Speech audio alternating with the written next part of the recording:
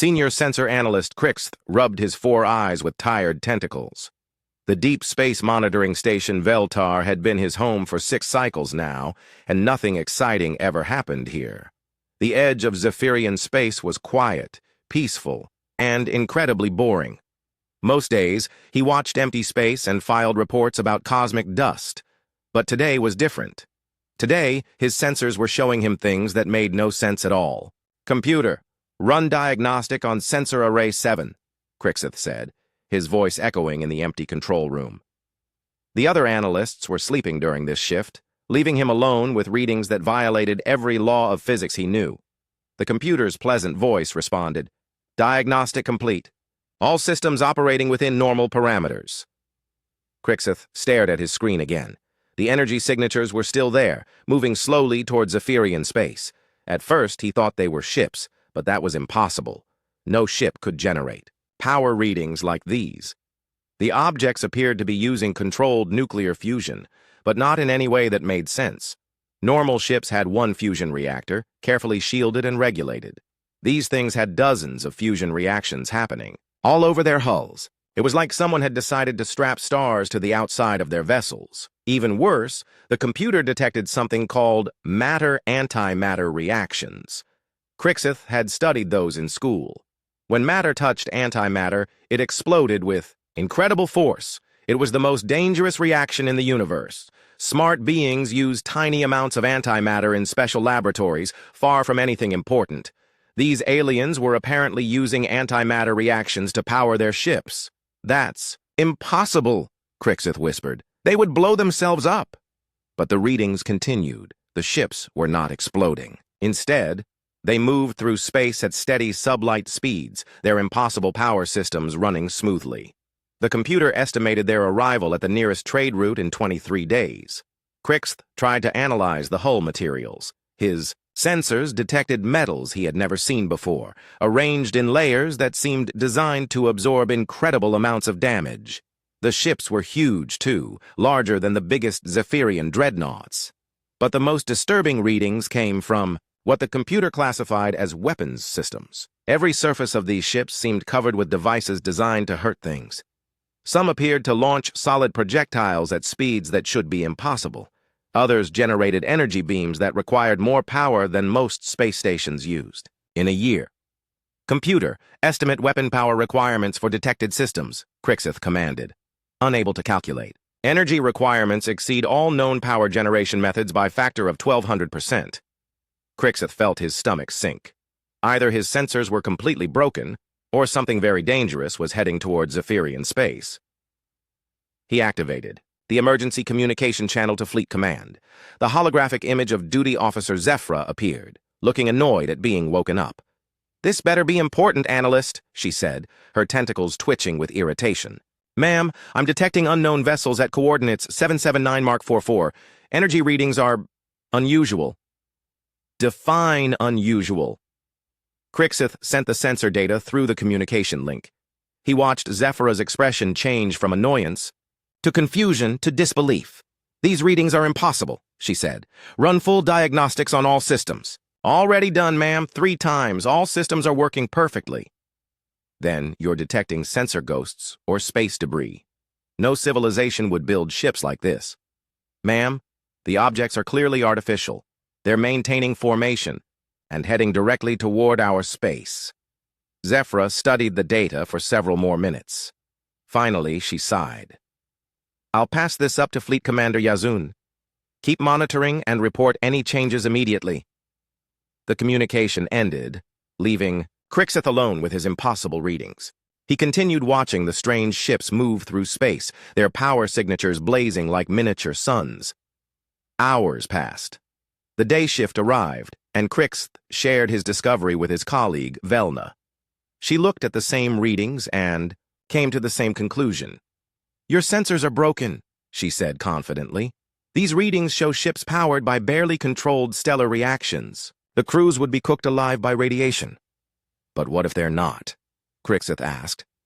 "What if these aliens found a way to harness that much power safely?" Velna laughed, a sound like wind chimes in a storm. "Then they would be the most dangerous beings in the galaxy. Imagine what weapons you could build with power like that. Crixith did imagine it, and the thought made him feel sick.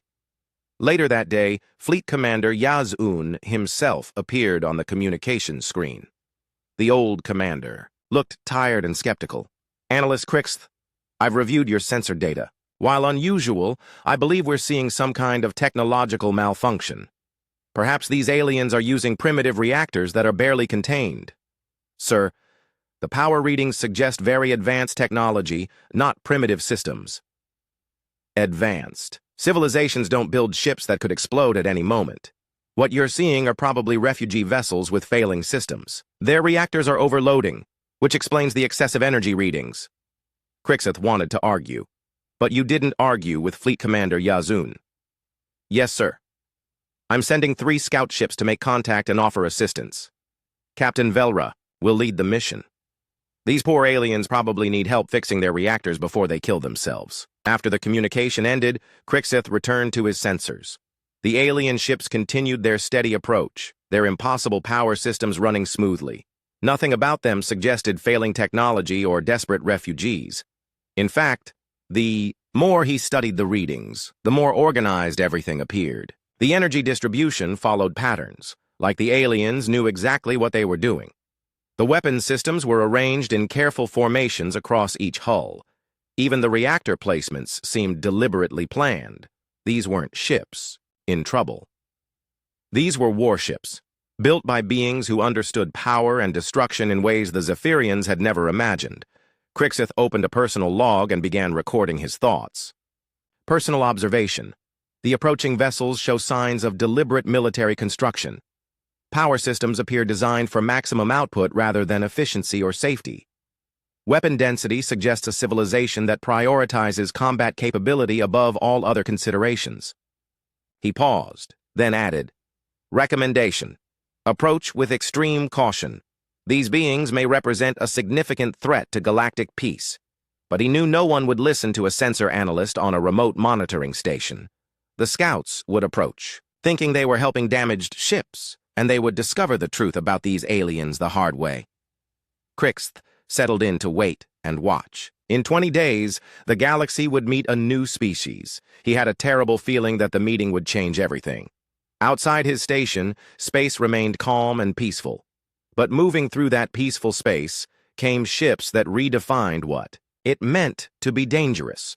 Ships built by beings who had looked at the universe's most destructive forces and decided to use them as everyday tools. The Zephyrians were about to learn that some species didn't evolve toward peace and harmony. Some species evolved toward war, and they were very, very good at it. Captain Velra gripped the command chair of her scout ship Meridian as the alien fleet came into visual range. 20 years of space service had shown her many strange things, but nothing had prepared her for this sight. The alien ships were monsters. Where? Zephyrian vessels curved gracefully through space like swimming creatures. These ships looked like flying cities of metal and weapons. They were massive, easily 3 times the size of her own vessel, and covered in what could only be described as armor plating thick enough to build habitats on. Tactical Officer Rixall. What are you reading? Velra asked, though she wasn't sure she wanted to know the answer. Rixall's tentacles danced nervously over his controls. Captain, these readings can't be correct. The aliens appear to have dozens of fusion reactors on each ship, not small ones either. Each reactor is large enough to power our entire fleet. And they're all working? Perfectly, ma'am. But that's not the worst part. Rixall's voice dropped to a whisper. They're also using controlled matter-antimatter reactions, multiple ones, on the same ships as the fusion reactors. Velra felt cold. That should be impossible. The radiation alone would kill any crew. Yes, ma'am. Unless... Rixall paused, checking his readings again. Unless they found a way to shield against that much radiation. Or unless they don't care about radiation poisoning. The engineering implications were terrifying. To safely use that much power, the aliens would need technology far beyond anything the Zephyrians possessed. Their hull materials alone must be incredible to contain such energies. Communications. Try to establish contact, Velra ordered.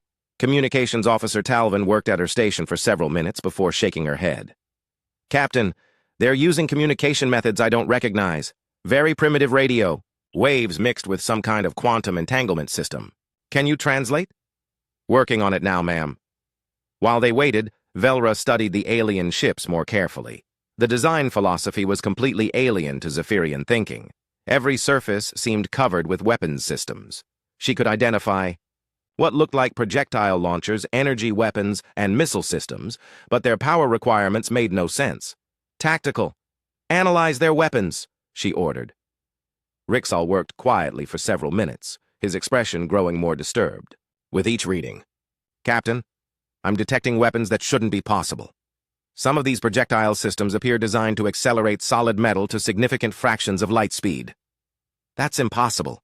The power requirements would drain our entire power grid for a single shot, Rixall finished.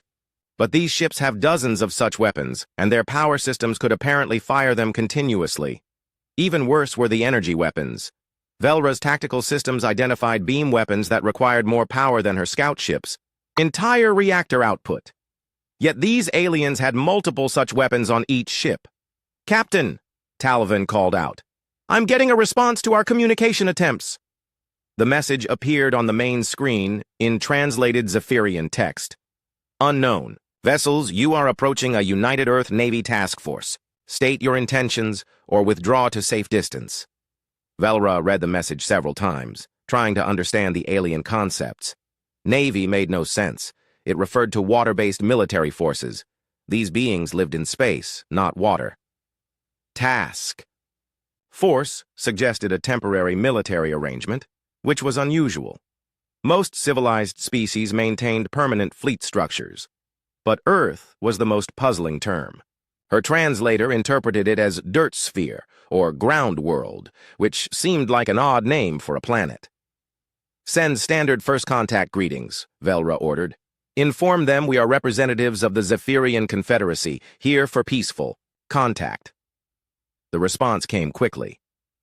Acknowledged. Zephyrian vessels. Maintain current distance while we confirm your peaceful intentions. Any hostile action will be met with appropriate force. The casual mention of appropriate force sent chills through Velra.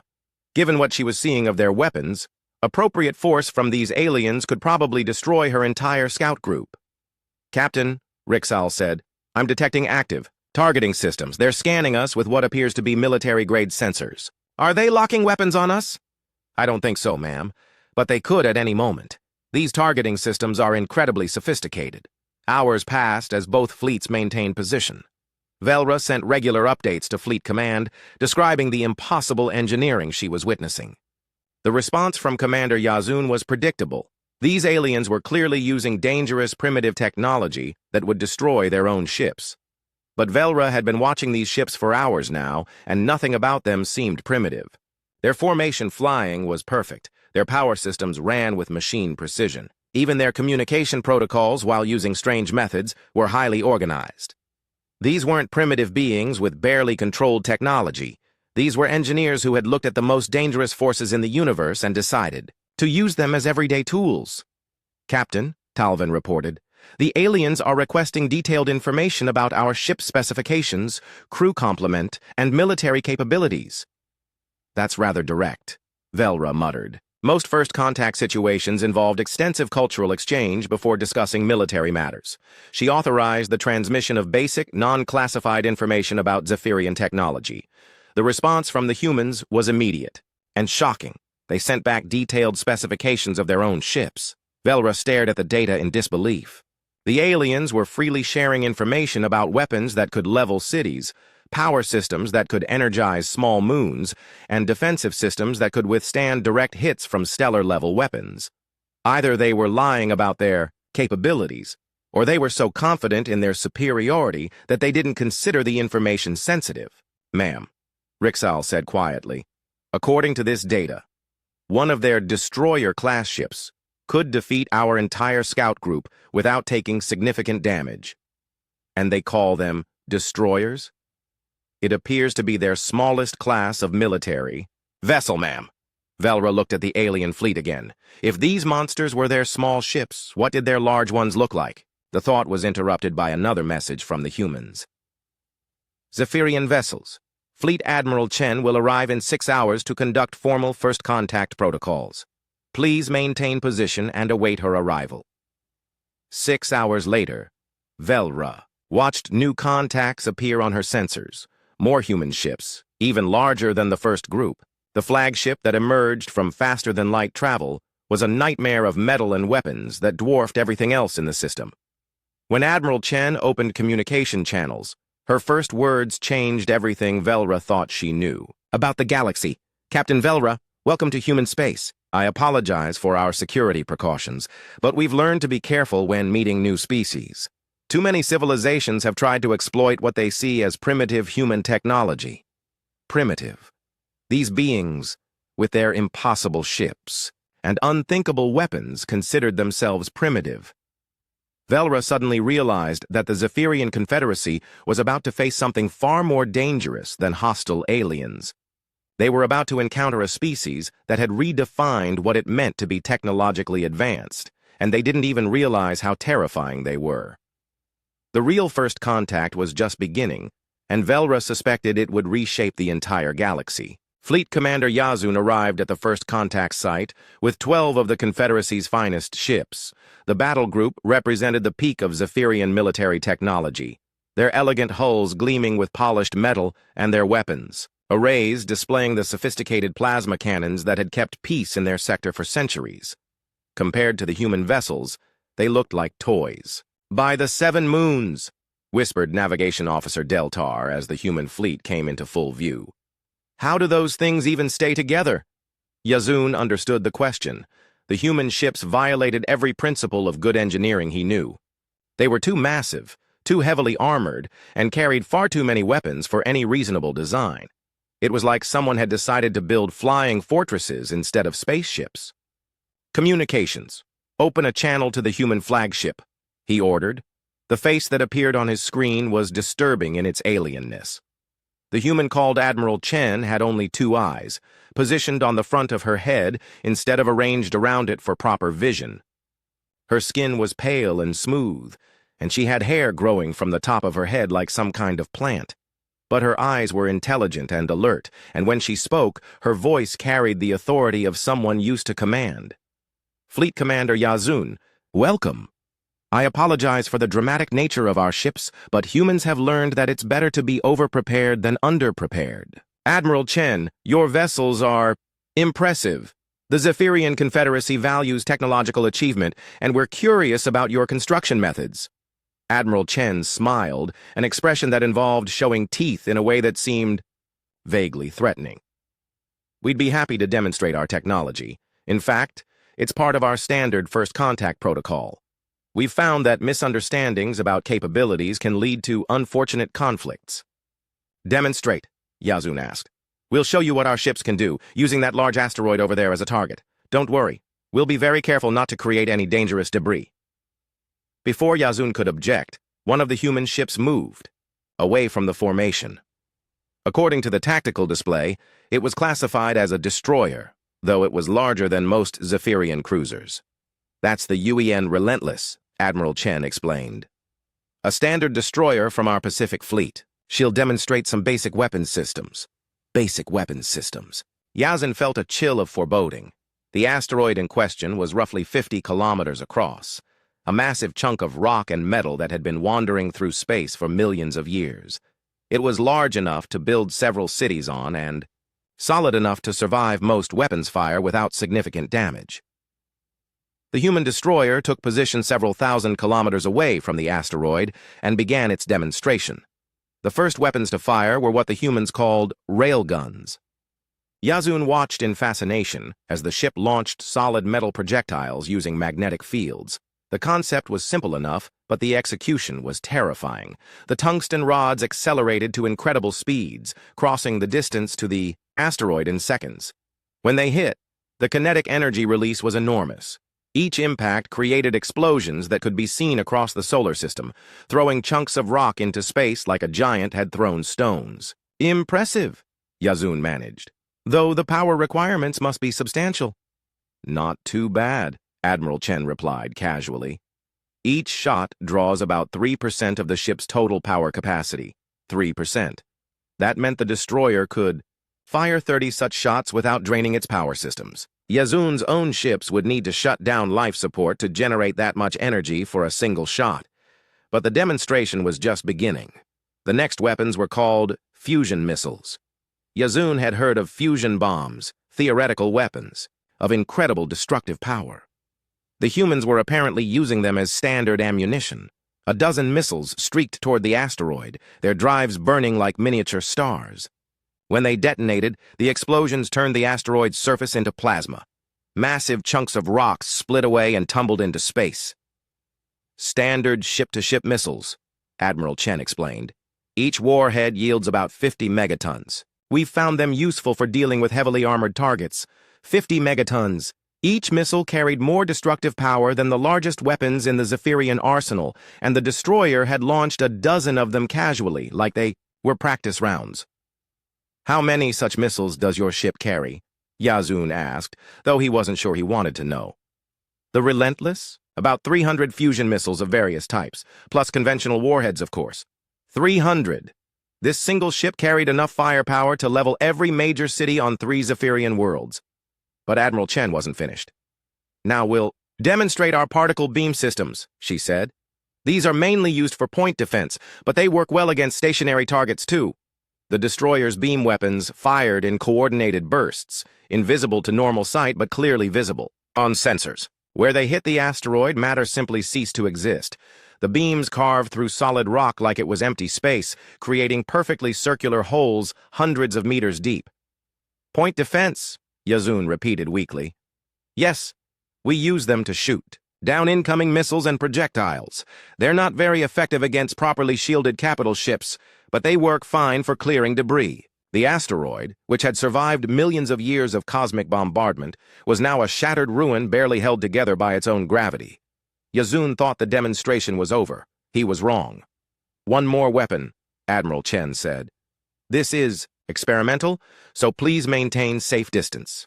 The destroyer launched what looked like a simple metal rod, about the size of a small missile. It accelerated slowly at first, then faster and faster as it approached the asteroid. Relativistic. Kill vehicle, Admiral Chen explained. We accelerate a tungsten penetrator to about 10% of light speed. The kinetic energy release is substantial. When the rod hit the asteroid, it didn't explode. It simply vaporized everything it touched. The entire asteroid, 50 kilometers, of solid rock and metal, turned into an expanding cloud of plasma and radiation. The energy release was visible from thousands of kilometers away. Dear gods, whispered Tactical Officer Morvan. They turned it into a star. Temporary star, Admiral Chen corrected. The plasma will cool in a few hours. We try not to create permanent hazards during demonstrations. Yazun stared at the expanding cloud of energy where the asteroid had been. What? What did that weapon cost to fire? About the same as the railguns, maybe 4% of total power. The expensive part is manufacturing the penetrator. We have to use specially treated metals to survive the acceleration. 4% of power. For a weapon that could destroy moons. Admiral Chen, Yazun said carefully, how many of your ships carry such weapons? Oh, all of them. Even our civilian cargo haulers have basic kinetic kill capabilities. You never know when you might run into pirates or hostile aliens. Civilian cargo ships, with weapons that could vaporize small planets. I see, Yazun said, though he really didn't see it all. Nothing about these humans made sense. Who built civilian ships with planet-killing weapons? Who considered fusion missiles standard ammunition? Who called weapons that could destroy cities point defense systems? Don't worry, Admiral Chen added, apparently noticing his shocked expression. We only use this level of force in self-defense. Humans are actually quite peaceful once you get to know us. Peaceful. These beings who carried enough weapons to sterilize solar systems considered themselves peaceful. Yazun realized that the Zephyrian Confederacy was facing something unprecedented. Not conquerors or raiders, but something far more terrifying. Engineers who had approached warfare with the same methodical efficiency they brought to everything else. Thank you for the demonstration, he managed. Most educational. Any time, Commander. We believe in open communication between civilized species, prevents misunderstandings. As the human destroyer returned to formation, its weapons still glowing from the demonstration, Yazun began composing his report to the Confederacy Council. How do you explain to peaceful beings that you've encountered a species that considers planet-killing weapons basic equipment? He looked at his own battle group, with their elegant designs and sophisticated plasma weapons. Next to the human fleet, they looked like museum pieces, beautiful, graceful, and completely inadequate. The galaxy was about to change, and Yazun suspected the Zephyrians weren't ready for what was coming. The diplomatic meeting took place aboard Admiral Chen's flagship, the UEN Indomitable. Commander Yazun had expected a conference room. Instead, he found himself in what the humans called a war room, surrounded by displays showing tactical information, weapon status, and threat assessments that made his head spin. "Please, sit wherever you're comfortable," Admiral Chen said, gesturing to chairs designed for human anatomy. "Would you like refreshments? We have water, coffee, and emergency rations." Emergency rations for a diplomatic meeting. Even their hospitality had a military flavor. Yazun settled into a chair that was only slightly uncomfortable for his anatomy and looked around the room. Every wall displayed information about the human fleet's capabilities. What he saw made him feel sick. The ship they were sitting in carried enough weapons to fight the entire Zephyrian fleet. The humans apparently thought this was normal. "Admiral Chen," he began, "my people are concerned about the military nature of your vessels. In our experience, species that build such heavily armed ships are usually aggressive conquerors." Admiral Chen looked genuinely surprised. "Aggressive? I suppose our ships might look intimidating to species with different design philosophies, but we're actually quite peaceful. We just believe in being prepared." "Prepared for what?" "Everything." Admiral Chen activated a holographic display showing human history. "Commander, humans evolved on what we call a death world. Everything on our planet tried to kill us. The weather, the animals, the plants, even the bacteria. The display showed images of Earth that made Yazun recoil. Massive storms that could level cities, predators with teeth longer than his arm, natural disasters that could destroy entire continents. Our response wasn't to find harmony with nature," Admiral Chen continued. "It was to build better tools, bigger weapons, stronger defenses. We learned that if something can go wrong, it will go wrong, so you better have 3 backup plans. But surely once you achieved spaceflight, you left such thinking behind." Admiral Chen laughed, a sound that was somehow both friendly and terrifying. "Commander, space is even more dangerous than Earth. At least on our homeworld, the volcanoes don't move. In space, everything is trying to kill you. Radiation, vacuum, asteroids, hostile aliens." "Hostile aliens?" "Oh yes. We've met 12 species before you. 4 of them immediately declared war on us because they thought humans looked weak and easy to conquer. 3 others tried to enslave us for forced labor. 2 attempted to harvest us for food." Yazun felt cold. "What happened to them?" "We defended ourselves." Admiral Chen's tone remained casual, as if discussing the weather. "Humans don't start fights, but we always finish them. It's a cultural thing." The holographic display changed to show human military history. Yazun watched in growing horror as the humans demonstrated thousands of years of increasingly sophisticated warfare.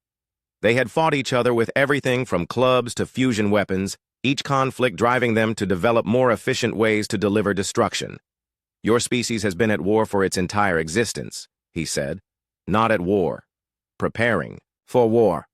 There's a difference. Humans learned early that the best way to avoid conflict is to be so well prepared for it that nobody wants to fight you." "And this philosophy extends to your starships?" "Of course. Every human ship is built according to the same principles our ancestors used to survive on Earth. Assume everything will try to kill you. Build redundant systems. Always have more firepower than you think you'll need."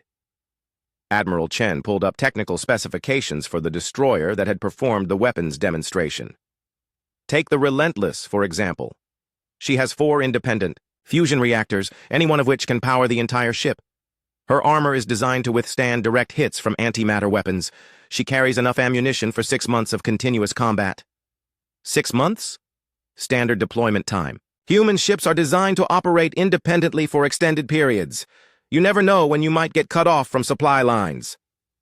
Yazon studied the ship specifications.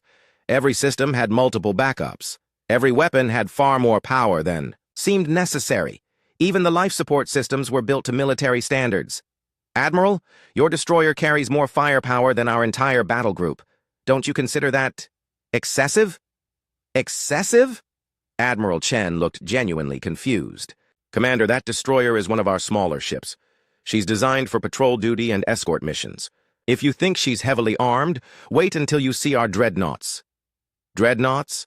Capital ships. They're about 20 times the size of the Relentless, with proportionally more weapons. We use them for serious threats. 20 times the size. Yazun tried to imagine ships that massive and failed. How many of these dreadnoughts do you have? Currently? About 2,000, spread across our various fleets, plus another 500 under construction. 2,000 ships, each capable of destroying entire star systems. And they were building more. Commander, Admiral Chen said, noticing his expression, I can see this is overwhelming. Let me explain our philosophy more simply.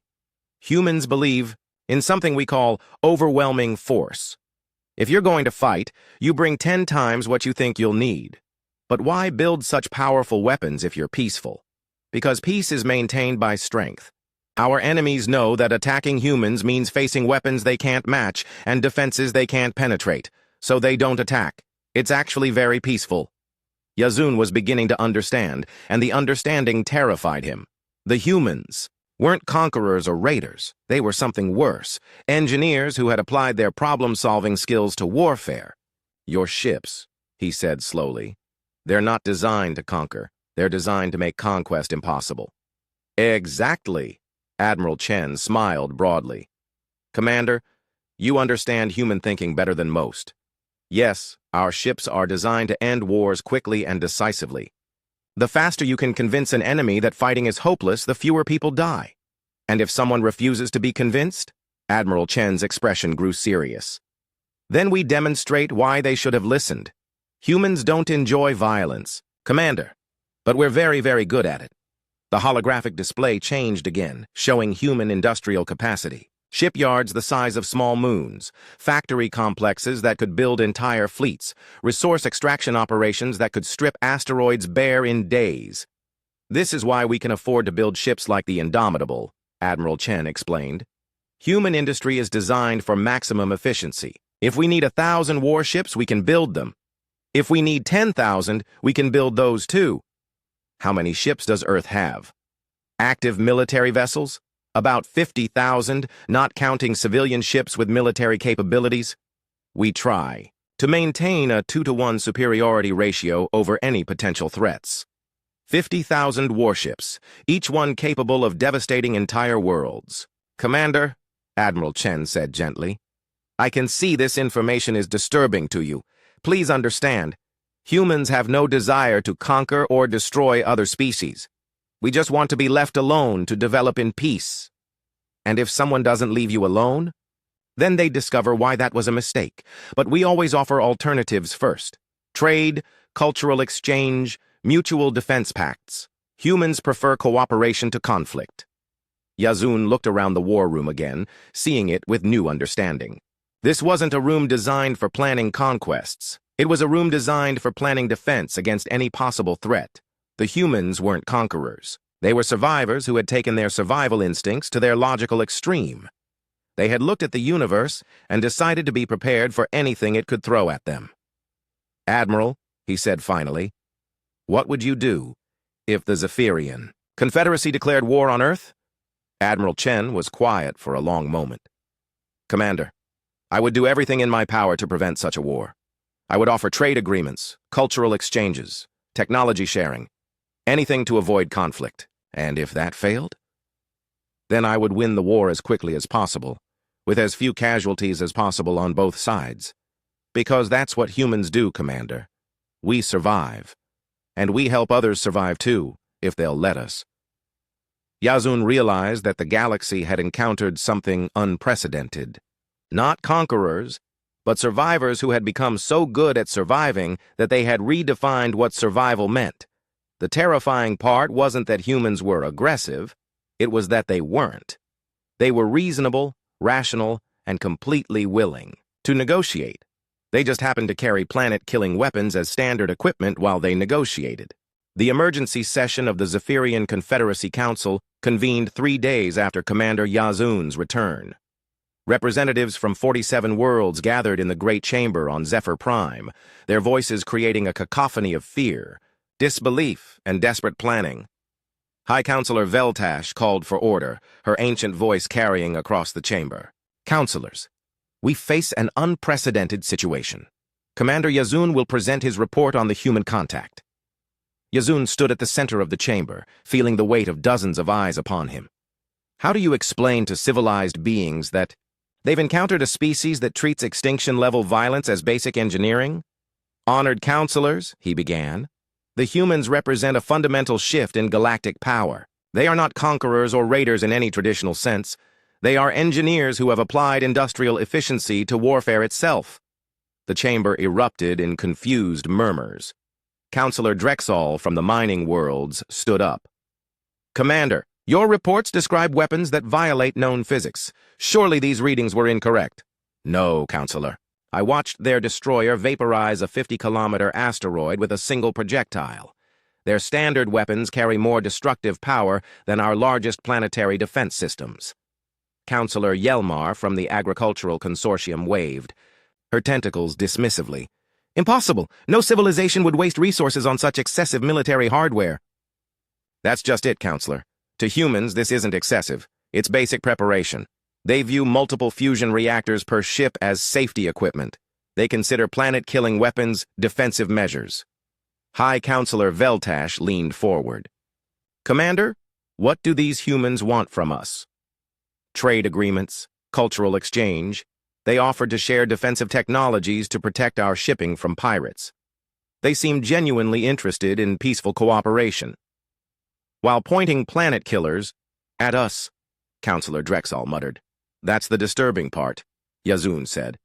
They weren't threatening us. Those weapons are just there, like furniture. Admiral Chen spoke about vaporizing asteroids the way we might discuss weather patterns. The chamber fell silent as the implications sank in. These humans weren't trying to intimidate anyone. This was simply how they lived, surrounded by casual destruction. Counselor Morith from the Technological Guilds activated her holographic display.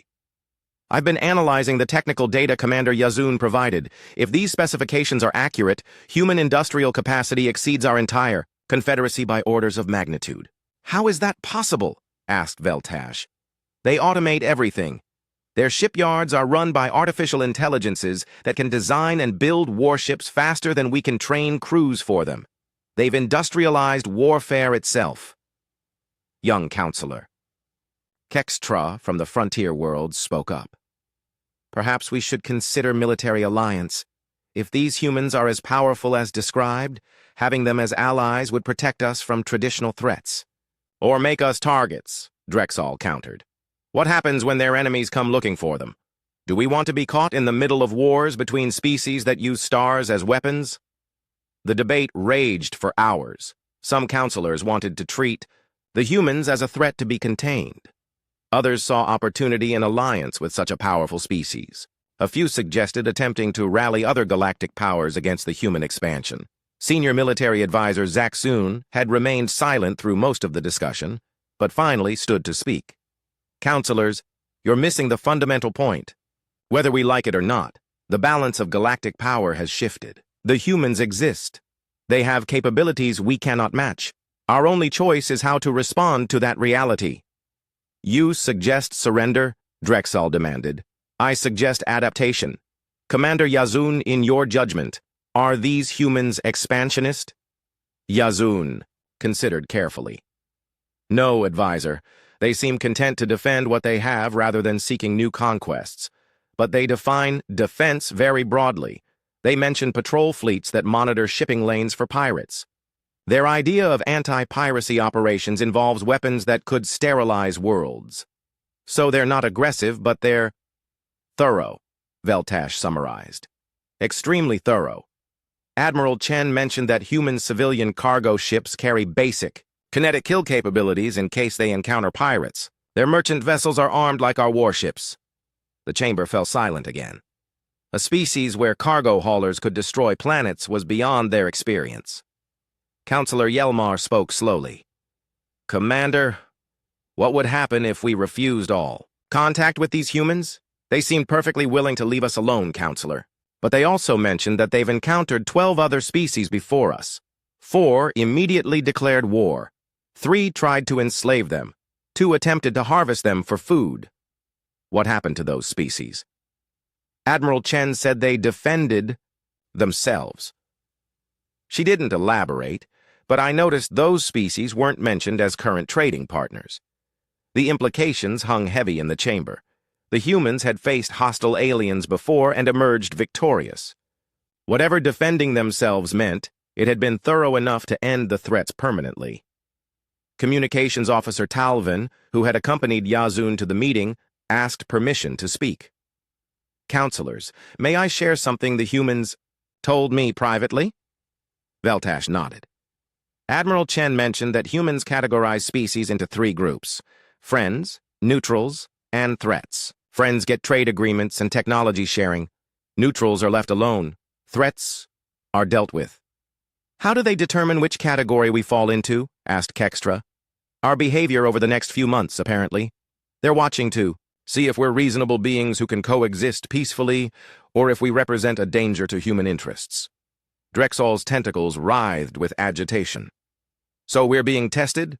Judged by aliens who consider fusion bombs basic ammunition? Yes, Counselor, and I suspect failing their test would be unpleasant. High Counselor Veltash called for formal debate on 3 proposals: alliance with the humans, neutrality, or opposition. The vote wasn't close. Faced with beings who could vaporize their worlds almost casually, even the most aggressive counselors chose discretion. The Confederacy would pursue friendly neutrality with the humans, while quietly beginning research into defensive technologies that might, someday, provide adequate protection against such overwhelming force. Meanwhile, across the galaxy, other species were receiving similar reports from their own first contact teams. The Stellar Hegemony, the Crystal Collective, the Hive Worlds, all were grappling with the same terrible realization. A new species had emerged that redefined what it meant to be militarily powerful. They weren't conquerors, but they carried weapons that made conquest irrelevant. They weren't expansionist, but they patrolled trade routes with ships that could break planets.